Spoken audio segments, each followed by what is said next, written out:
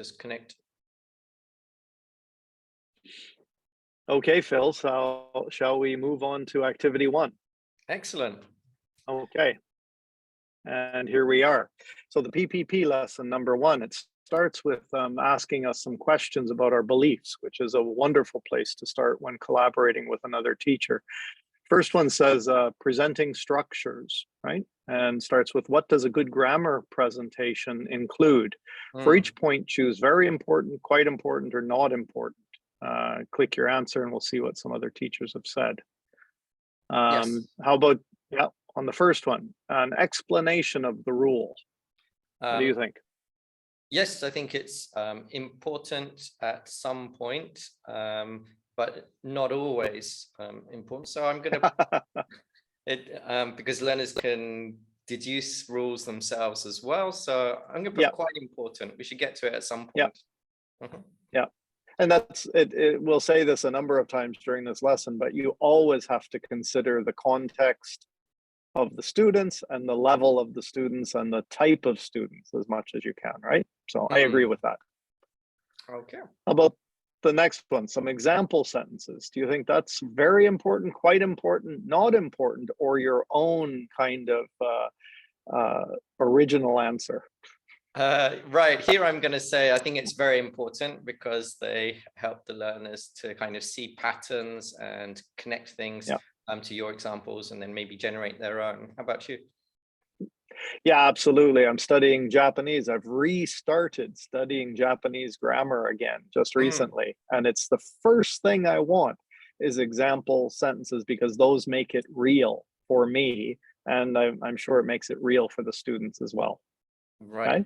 Absolutely. Yeah. Yeah. Go ahead. And then, where they're personalized and made relevant to students, then they're going to be that much more appreciated, as you've been saying. Yeah. How about some repetition practice? Yeah, it's not necessarily during the presentation for me. I mean, there might be, but there's no kind of push need for it. That can happen later. Yeah. And I'll give you another one is that when I'm doing this in Japan, I'm studying for a Japan language proficiency test. And it's completely receptive. There's absolutely no need for me to speak and or write. I only have to listen and understand. So again, that's where context makes it completely clear. And how do you feel about that as opposed to kind of being expected to try and repeat something right away? I don't need to repeat it right away at all. Not at this stage, as you said. Right. Okay. Less pressure too, right? So why don't I give an answer first now, so you don't have to feel the pressure of coming up with something brilliant. I was thinking so the same thing. a table showing all of the different forms. Yeah. Sometimes, again, I'm not that style. I don't get caught up in the details as much. So for me, it's not so important. It's maybe too much information for me, but I think that's a style, my learning style. What do you think? I think tables can be useful for certain things like conjugating verbs and so on. We don't necessarily need to show all the forms. For example, very beginners might only be looking at first person and second person to begin with. So yeah, it's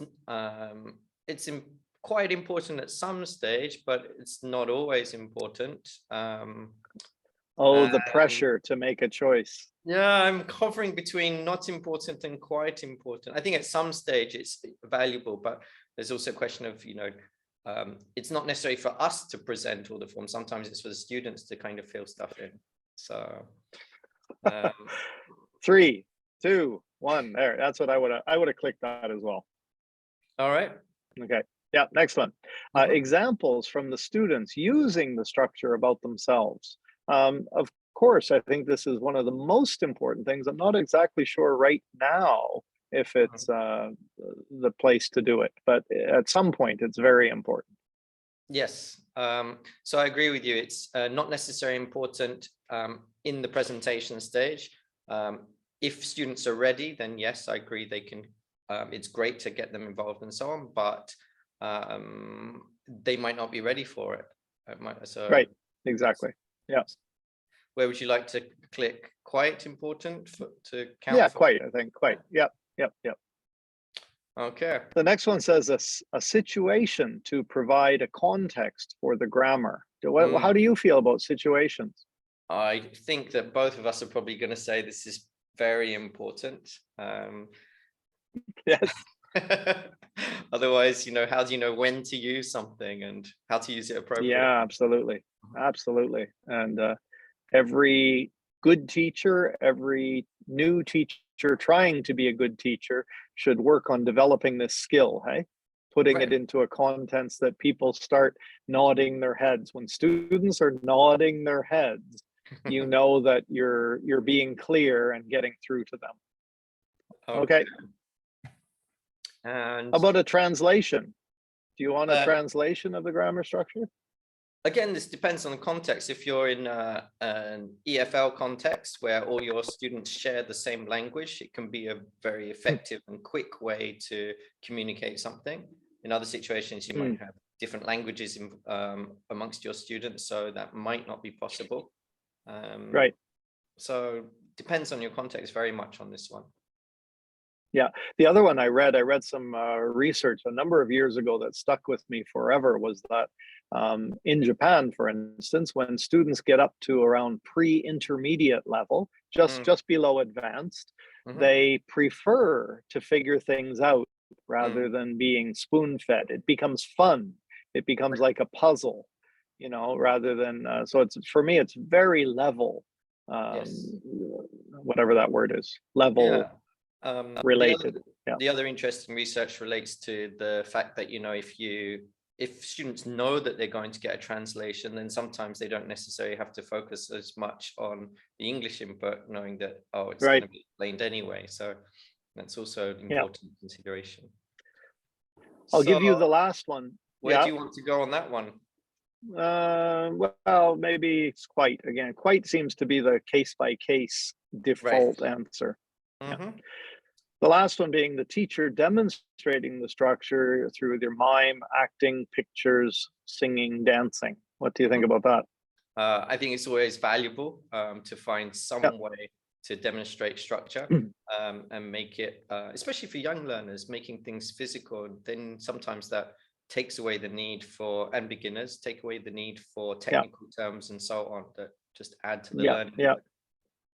Yeah, I love that comment about younger learners, right? They might, maybe some of my adult students, if I'm jumping around miming, might not be into it as much, depending on, So I think this is very much, depends, as a teacher, find what works well for you, but any opportunity to scaffold, the information, to demonstrate it in some way is always useful if it looks natural on you. Right. Yeah, quite. And so if you're taking the course, then you'll be able to click all these vote buttons. So I'll just scroll back. We didn't at the time. You can do one by one or at the end, and you'll be able to see what the other 20 people so far have already voted on this. This is 20 people since we renewed, I think. So it's been more than that, certainly, but just since we renewed the site.